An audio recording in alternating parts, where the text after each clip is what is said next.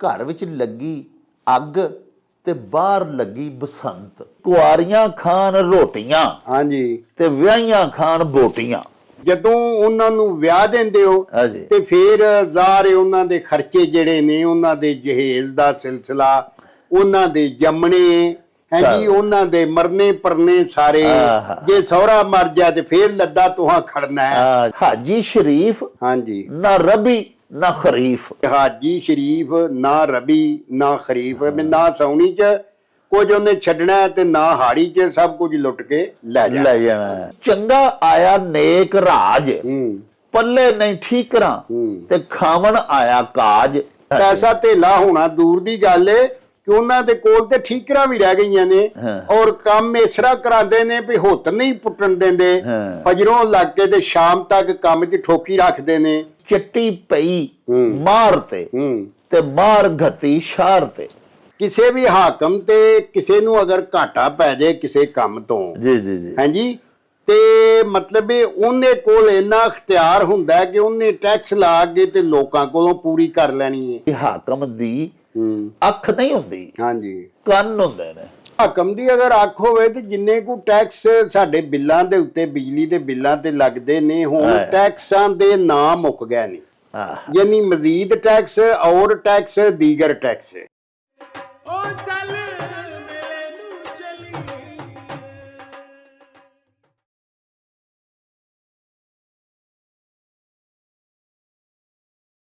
बिस्मिल्लाहिर्रहमानिर्रहीम।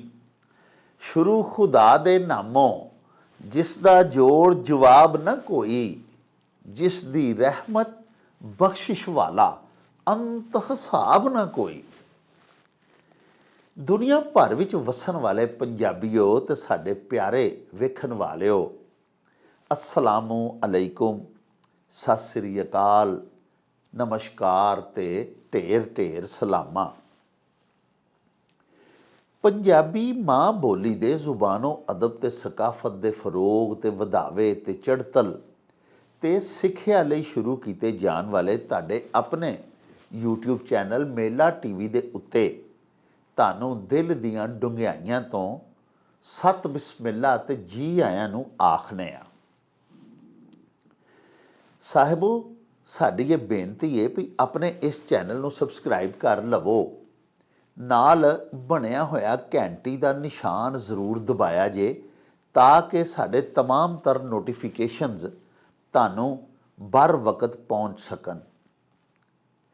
ਪਿਆਰਿਓ, ਸਾਡੇ ਵਲੌਗਸ ਨੂੰ ਆਪਸ ਦੇ ਵਿੱਚ ਲਾਈਕ ਤੇ ਸ਼ੇਅਰ ਵੀ ਕਰਿਆ ਕਰੋ ਤੇ ਨਾਲੇ ਸਾਨੂੰ ਆਪਣੇ ਕਮੈਂਟਸ ਜ਼ਰੂਰ ਭਿਜਵਾਇਆ ਕਰੋ, ਕਿਉਂਕਿ ਤੁਹਾਡੇ ਕਮੈਂਟਸ ਇੱਕ ਤੇ ਸਾਡੇ ਲਈ ਬੜੀ ਹੱਲਾਸ਼ੇਰੀ ਦਾ ਮੂਜਬ ਹੁੰਦੇ ਨੇ ਤੇ ਦੂਜਾ ਪਿਆਰਿਓ, ਅਸੀਂ ਤੁਹਾਡੇ ਕਮੈਂਟਸ ਦੇ ਚਾਨਣੇ ਆਪਣੀ ਗੱਲਬਾਤ ਨੂੰ ਮਜ਼ੀਦ ਨਿਖਾਰਨ, ਸ਼ਿੰਗਾਰਨ, ਸਵਾਰਨ ਦਾ ਆਰ ਤੇ ਯਤਨ ਵੀ ਕਰਦੇ ਰਹਿੰਦੇ ਹਾਂ।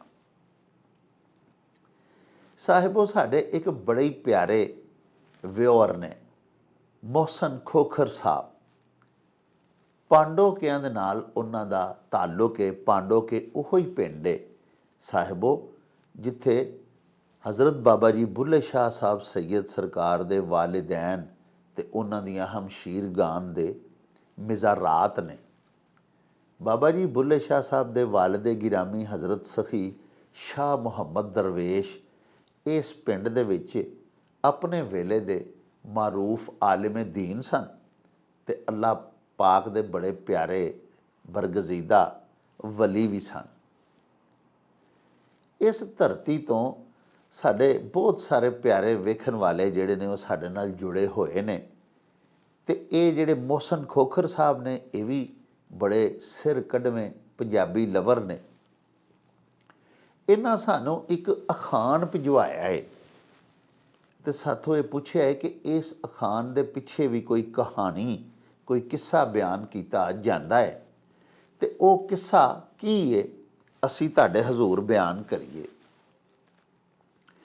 ਸੋ ਪਿਆਰਿਓ, ਅਖਾਣ ਇਸ ਤਰ੍ਹਾਂ ਹੈ ਵੀ ਘਰ ਵਿੱਚ ਲੱਗੀ ਅੱਗ ਤੇ ਬਾਹਰ ਲੱਗੀ ਬਸੰਤ।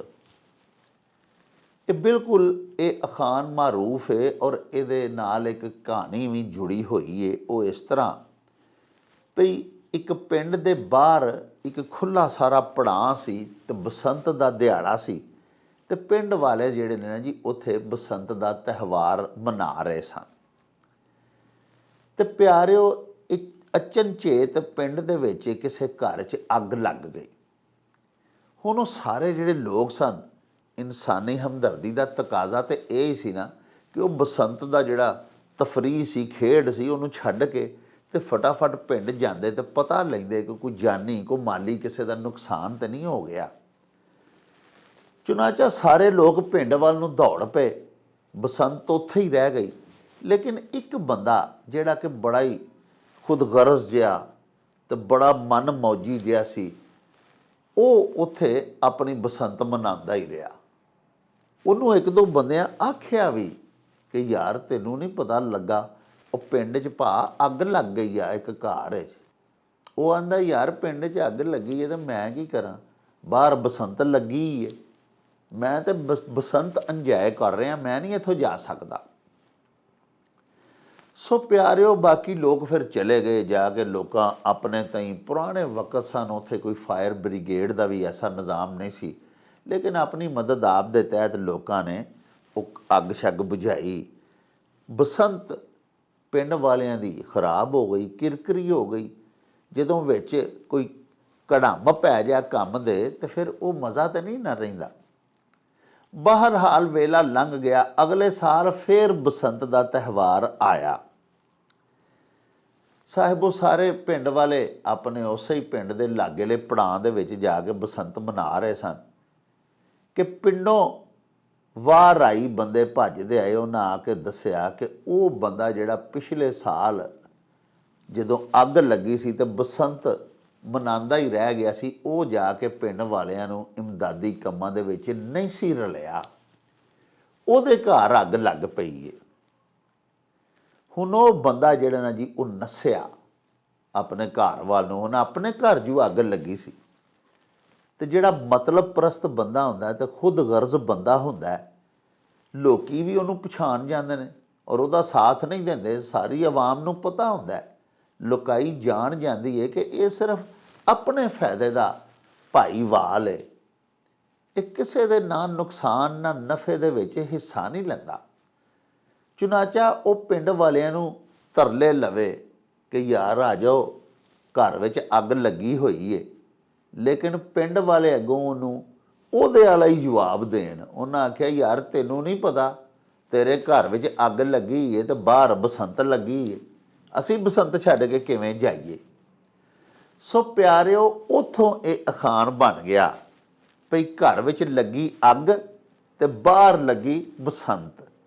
ਯਾਨੀ ਅਜਿਹੇ ਮੌਕੇ ਤੇ ਇਹ ਅਖਾਣ ਬੋਲਿਆ ਜਾਂਦਾ ਏ ਜਿੱਥੇ ਕਿਸੇ ਬੰਦੇ ਦੀ ਖੁਦਗਰਜ਼ੀ ਔਰ ਮਤਲਬ ਪ੍ਰਸਤੀ ਦੀ ਚੌਂਬੜ ਉਹਨੂੰ ਕਰਾਣੀ ਹੋਵੇ ਕਿ ਤੈਨੂੰ ਕਿਸੇ ਨਾਲ ਕੀ, ਜੇ ਕਿਸੇ ਦੇ ਘਰ ਦੇ ਵਿੱਚ ਅੱਗ ਵੀ ਲੱਗੀ ਹੋਈ ਏ ਤੇ ਭਲਾ ਲੱਗੀ ਰਵੇ, ਤੂੰ ਆਪਣੀ ਬਸੰਤ ਮਨਾ।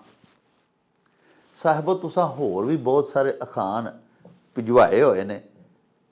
ਆਓ ਤੁਹਾਡੇ ਬਾਕੀ ਅਖਾਣਾਂ ਦਾ ਪਰਾਗਾ ਲੈ ਕੇ ਚਲੀਏ ਬਾਬਾ ਜੀ ਇਹਸਾਨ ਬਾਜਵਾ ਹੋਰਾਂ ਦੇ ਕੋਲ, ਉਹਨਾਂ ਦੇ ਪਿੰਡ ਗਖੜਵਾਲੀ, ਤੇ ਬਾਕੀ ਵਿਚਾਰ ਉੱਥੇ ਹੀ ਚੱਲ ਕੇ ਤੁਹਾਡੇ ਨਾਲ ਸਾਂਝੇ ਕਰਾਂਗੇ। ਆਓ ਸਾਡੇ ਨਾਲ।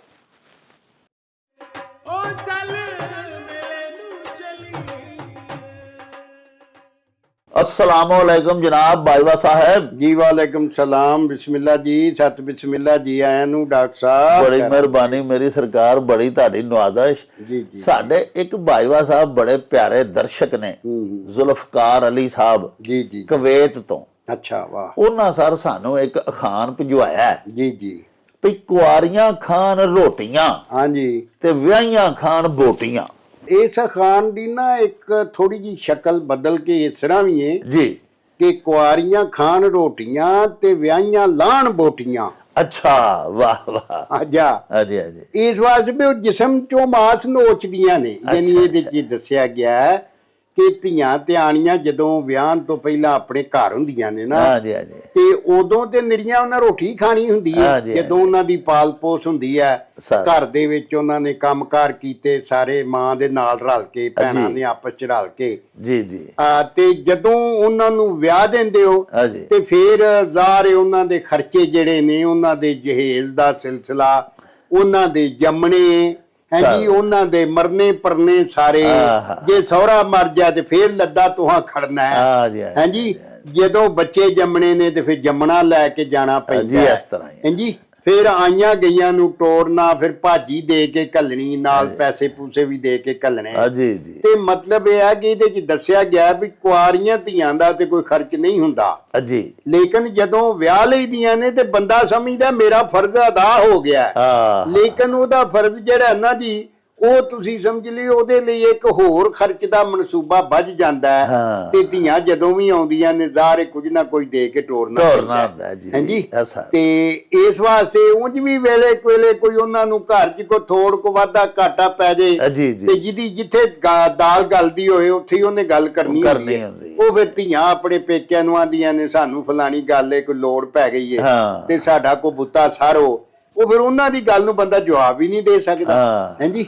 ਤੋ ਇਹ ਮਤਲਬ ਇਹ ਹੈ, ਇਸ ਅਖਾਣ ਵਿੱਚ ਇਹੀ ਦੱਸਿਆ ਗਿਆ ਵੀ ਕੁਆਰੀਆਂ ਖਾਣ ਰੋਟੀਆਂ ਤੇ ਵਿਆਹੀਆਂ ਲਾਣ ਬੋਟੀਆਂ, ਇਹਦੀ ਜਿਸਮ ਦੇ ਵਿੱਚੋਂ ਬੋਟੀਆਂ ਲਾ ਕੇ ਲੈ ਜਾਂਦੀਆਂ। ਵਾਹ ਵਾਹ, ਬੜੀ ਪਿਆਰੀ ਗੱਲ। ਲਓ ਜੀ ਸਾਹਿਬ, ਕੁਆਰੀਆਂ ਖਾਣ ਰੋਟੀਆਂ ਤੇ ਵਿਆਹੀਆਂ ਖਾਣ ਬੋਟੀਆਂ, ਜਾਂ ਵਿਆਹੀਆਂ ਲਾਣ ਬੋਟੀਆਂ। ਬਾਈਵਾ ਸਾਹਿਬ ਨੇ ਬੜਾ ਪਿਆਰਾ ਨਖੇੜਾ ਕੀਤਾ ਵੀ ਸਾਡੀਆਂ ਧੀਆਂ ਭੈਣਾਂ ਜਦੋਂ ਸਾਡੇ ਘਰਾਂ 'ਚ ਹੁੰਦੀਆਂ ਨੇ ਤੇ ਇਹ ਹੀ ਹੈ ਨਾ ਜੀ ਕਿ ਰੋਟੀ ਕਪੜਾ ਮਾਈ ਬਾਪ ਦਿੰਦੇ ਨੇ ਸੋਹਣਾ, ਜਿੰਨੀ ਉਹਨਾਂ ਦੀ ਇਸਤਤਾਤ ਔਰ ਤੌਫੀਕ ਹੁੰਦੀ ਏ।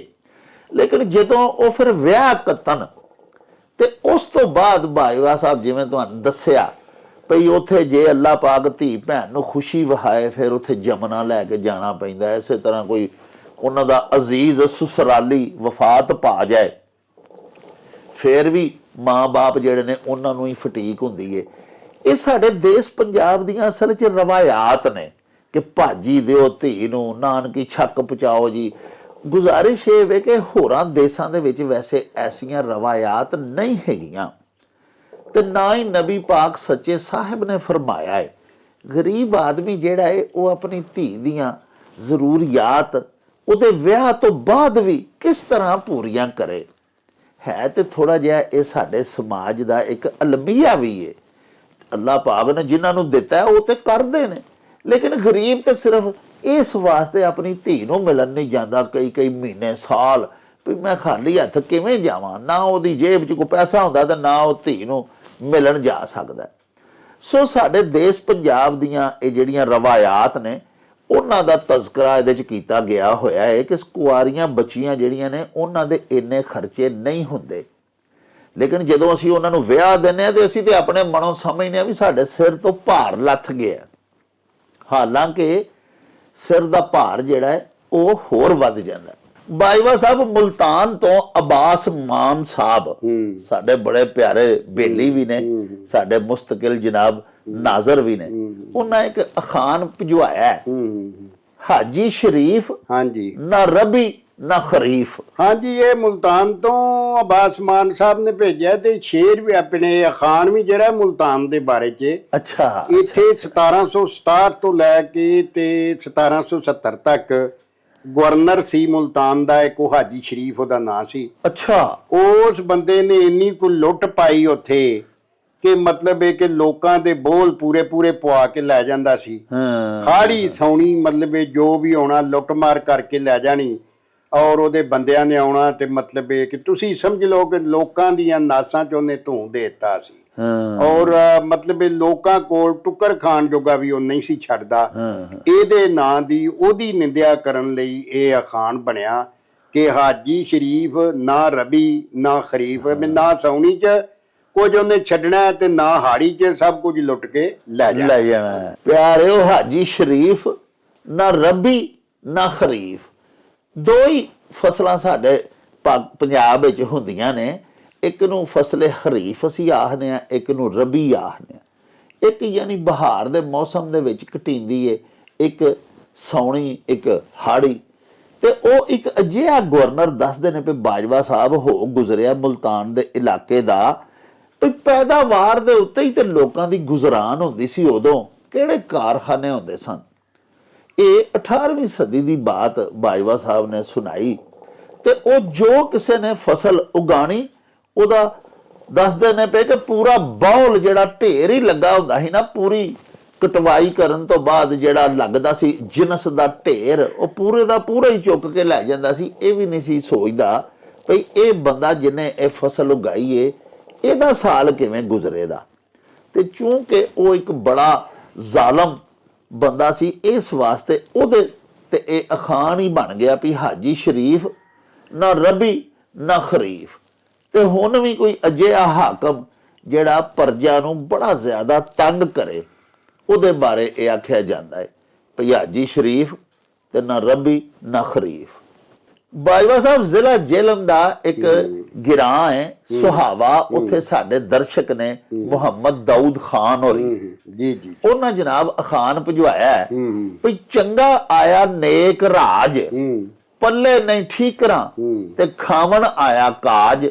ਹਾਂਜੀ, ਇਹ ਸੁਹਾਵਾ ਜਿਹੜਾ ਨਾ ਜੀ, ਇਹ ਸੁਹਾਵਾ ਇੱਕ ਜੱਟਾਂ ਦਾ ਕਬੀਲਾ ਵੀ ਹੈ ਜੀ, ਔਰ ਉਸੇ ਹੀ ਬੰਦੇ ਦੇ ਨਾਂ ਤੇ ਉਹ ਉਸਰਿਆ ਹੋਇਆ ਹੈ। ਰਾਵਲਪਿੰਡੀ ਨੂੰ ਜਾਂਦਿਆਂ ਜੇਹਲਮ ਦੇ ਵਿੱਚ ਪੈਂਦਾ ਹੈ। ਜੀ ਜੀ ਹਾਂਜੀ, ਪਹਾੜੀਆਂ ਦੇ ਨਾਲ ਹੀ। ਜੀ ਜੀ ਤੇ ਇਹ ਜਿਹੜਾ ਅਖਾਣ ਹੈ ਨਾ ਜੀ, ਇਹਦੇ ਚ ਦੱਸਿਆ ਗਿਆ ਇੱਕ ਜੁਗਤ ਕੀਤੀ ਗਈ ਹੈ ਜ਼ਾਲਮ ਰਾਜ ਨੂੰ, ਜ਼ਾਲਮ ਹਕੂਮਤ ਨੂੰ ਮਿਹਣਾ ਮਾਰਿਆ ਗਿਆ ਭਈ ਚੰਗਾ ਆਇਆ ਨੇਕ ਰਾਜ ਕੇ ਜ਼ਾਹਰੀ ਤੌਰ ਤੇ ਬੜਾ ਨੇਕ ਪਾਕ ਹਕੂਮਤ ਹੈ, ਬੜੀਆਂ ਆਤਾਂ ਵੀ ਸੁਣਾਉਂਦੇ ਨੇ ਹਾਂਜੀ, ਤੇ ਬੜਾ ਕੁਝ ਕਰਦੇ ਨੇ, ਲੇਕਿਨ ਪਬਲਿਕ ਦੇ ਪੱਲੇ ਕੱਖ ਨਹੀਂ ਨੇ ਛੱਡਿਆ। ਜਨਤਾ ਭੁੱਖੀ ਮਾਰ ਛੜੀਏ, ਉਹਨਾਂ ਦੇ ਪੱਲੇ ਠੀਕਰੀਆਂ ਵੀ ਨਹੀਂ ਰਹਿ ਗਈਆਂ। ਯਾਨੀ ਪੈਸੇ ਤੇ ਪੈਸਾ ਧੇਲਾ ਹੋਣਾ ਦੂਰ ਦੀ ਗੱਲ ਹੈ ਕਿ ਉਹਨਾਂ ਦੇ ਕੋਲ ਤੇ ਠੀਕਰਾਂ ਵੀ ਰਹਿ ਗਈਆਂ ਨੇ। ਔਰ ਕੰਮ ਇਸ ਤਰ੍ਹਾਂ ਕਰਾਉਂਦੇ ਨੇ ਵੀ ਹੁੱਤ ਨਹੀਂ ਪੁੱਟਣ ਦਿੰਦੇ, ਫਜਰੋਂ ਲੱਗ ਕੇ ਤੇ ਸ਼ਾਮ ਤੱਕ ਕੰਮ 'ਚ ਠੋਕੀ ਰੱਖਦੇ ਨੇ ਔਰ ਇਹ ਜ਼ੁਲਮ ਕਰਦੇ ਨੇ। ਇਹ ਜ਼ਾਲਮ ਬਾਦਸ਼ਾਹਾਂ ਦੀ ਨਿੰਦਿਆ ਇਸ ਅਖਾਣ ਵਿੱਚ ਕੀਤੀ ਗਈ ਹੈ। ਵਾਹ ਲੋ ਜੀ ਪਿਆਰਿਓ, ਚੰਗਾ ਆਇਆ ਨੇਕ ਰਾਜ, ਪੱਲੇ ਨਹੀਂ ਠੀਕਰਾਂ ਤੇ ਖਾਵਣ ਆਇਆ ਕਾਜ।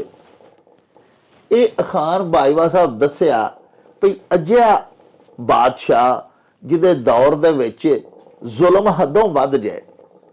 ਵੇਖੋ ਨਾ ਤੁਸੀਂ ਕਿ ਪੱਲੇ ਨਹੀਂ ਠੀਕਰਾਂ, ਯਾਨੀ ਬੰਦੇ ਦੇ ਪੱਲੇ ਤੇ ਕੋਈ ਆਨਾ ਧੇਲਾ, ਕੋਈ ਕਰੰਸੀ ਰਹੀ ਨਹੀਂ।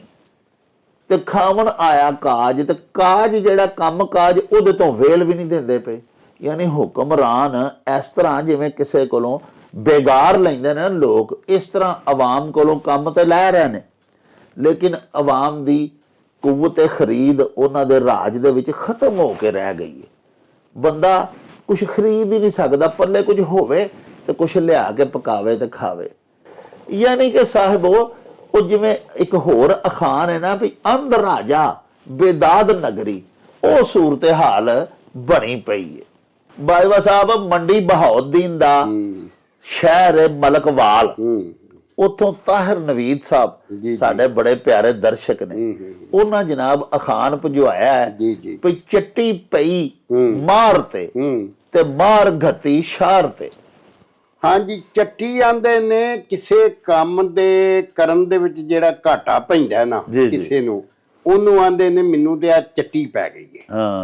ਅੱਛਾ, ਕਿਸੇ ਵੀ ਹਾਕਮ ਤੇ ਕਿਸੇ ਨੂੰ ਅਗਰ ਘਾਟਾ ਪੈ ਜਾਏ ਕਿਸੇ ਕੰਮ ਤੋਂ ਹਾਂਜੀ, ਤੇ ਮਤਲਬ ਉਹਨੇ ਕੋਲ ਇੰਨਾ ਅਖਤਿਆਰ ਹੁੰਦਾ ਕਿ ਉਹਨੇ ਟੈਕਸ ਲਾ ਕੇ ਤੇ ਲੋਕਾਂ ਕੋਲੋਂ ਪੂਰੀ ਕਰ ਲੈਣੀ ਹੈ ਹਾਂਜੀ। ਜਿਵੇਂ ਅੱਜ ਕੱਲ ਸਾਡੇ ਨਾਲ ਹੁੰਦੇ ਆ, ਜਿਵੇਂ ਅੱਜ ਕੱਲ ਇੱਥੇ ਹੋ ਰਿਹਾ ਹੈ ਕਿ ਗੱਲ ਇਹ ਹੈ ਕਿ ਗਵਰਨਮੈਂਟ ਸਰਕਾਰ ਕੋ ਜਦੋਂ ਖਰਚਾ ਕੋਈ ਨਾ ਹੋਵੇ, ਜਿਹੜਾ ਹੋਵੇ ਉਹ ਉਹਨਾਂ ਖਾ ਪੀ ਲਿਆ ਹੋਵੇ, ਡਕਾਰ ਮਾਰ ਛੜਿਆ ਹੋਵੇ ਹਾਂਜੀ, ਤੇ ਔਕਾਤੋਂ ਵੱਧ ਉਹਨਾਂ ਦਾ ਖਰਚ ਹੋਵੇ, ਤੇ ਫਿਰ ਉਹ ਕੀ ਹੋਏਗਾ ਕਿ ਉਹ ਮਤਲਬ ਹੈ ਕਿ ਜਦੋਂ ਉਹਨਾਂ ਦਾ ਸਿਰ ਪੈਰ ਹੀ ਕੋਨੀ, ਉਹਨਾਂ ਨੂੰ ਪਤਾ ਹੀ ਨਹੀਂ ਕਿ ਸਾਡੀ ਆਮਦਨ ਕਿੰਨੀ ਹੈ, ਖਰਚ ਕਿੰਨਾ ਹੈ, ਖਰਚ ਉਹਨਾਂ ਆਪਣੇ ਹਿਸਾਬ ਨਾਲ ਕਰੀ ਜਾਣਾ ਔਰ ਉਹ ਹਿਸਾਬ ਨਾਲ ਜਿਹੜਾ ਘਾਟਾ ਪਿਆ ਕਿਸੇ ਵੀ ਕਾਰੋਬਾਰ ਚੋਂ ਸਰਕਾਰ ਨੂੰ ਪੈ ਗਿਆ, ਉਹਨਾਂ ਨੇ ਕੀ ਕਰਨਾ, ਟੈਕਸਾਂ ਦੀ ਸ਼ਕਲ 'ਚ ਧੱਕੇ ਨਾਲ ਲੋਕਾਂ ਕੋ ਮਤਲਬ ਮਾਰ ਗੱਤੀ, ਯਾਨੀ ਮਾਰ ਨੇ ਪਾ ਦਿੱਤੀ, ਯਾਨੀ ਹਾਕਮ ਨੇ ਪਾ ਦਿੱਤੀ ਸ਼ਹਿਰ ਤੇ, ਸ਼ਹਿਰ ਦੇ ਲੋਕਾਂ ਦੇ ਪਾ ਦਿੱਤੀ। ਮਤਲਬ ਉਹਨੇ ਆਖਿਆ ਲੋਕਾਂ ਨੂੰ ਟੈਕਸ ਲਾ ਦਿਓ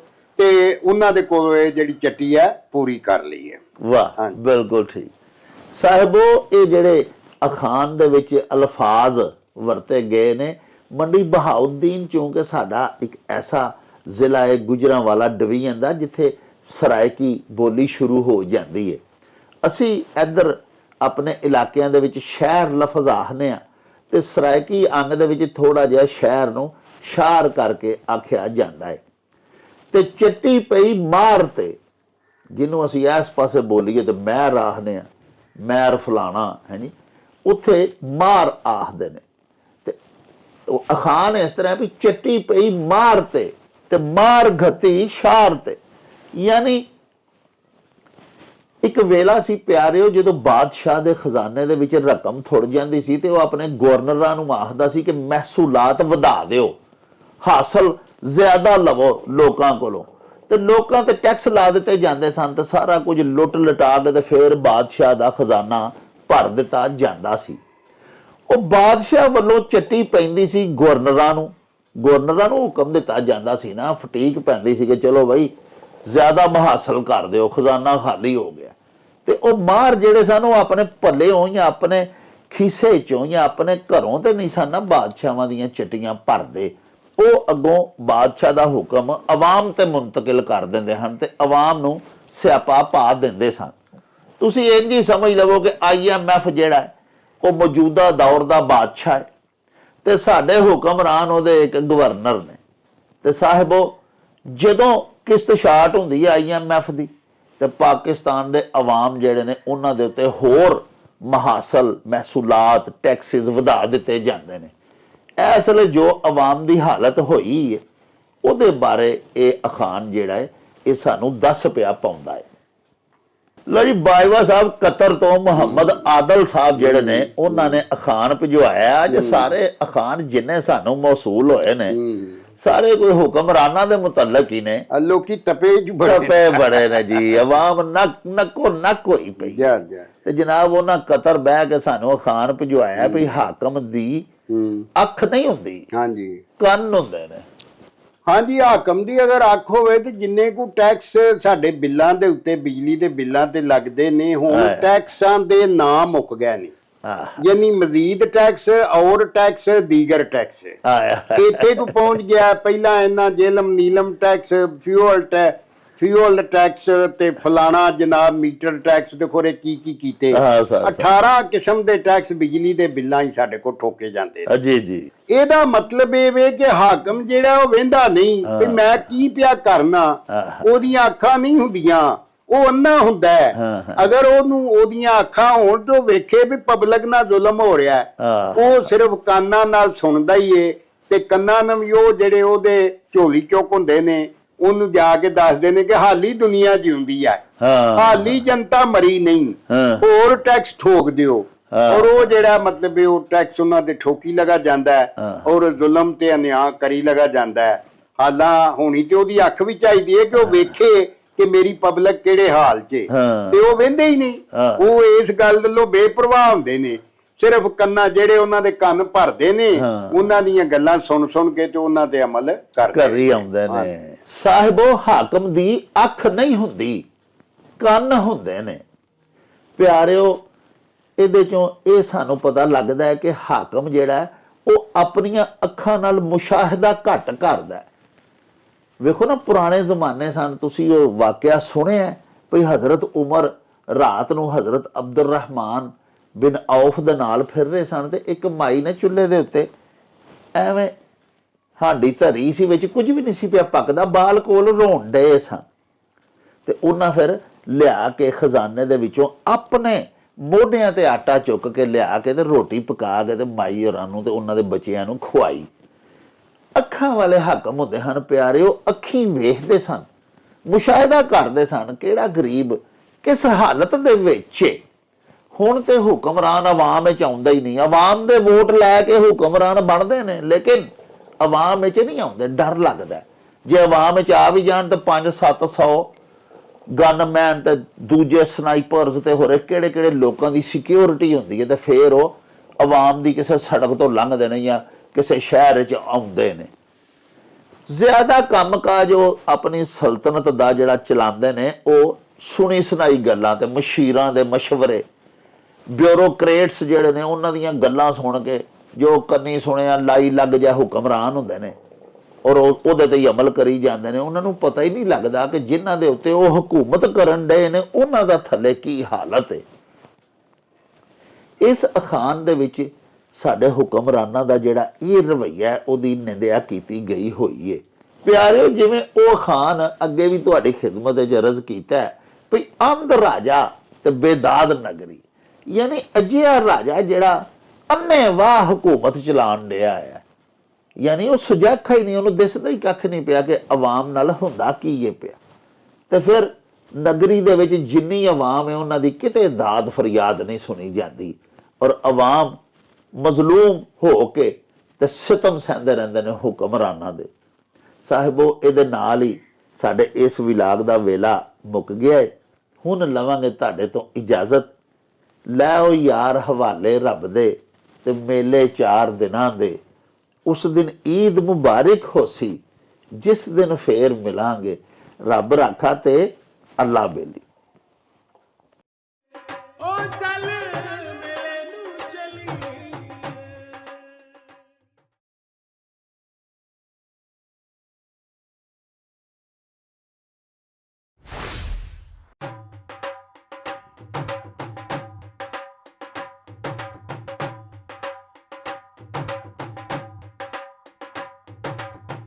रौनक हो जाऊं चट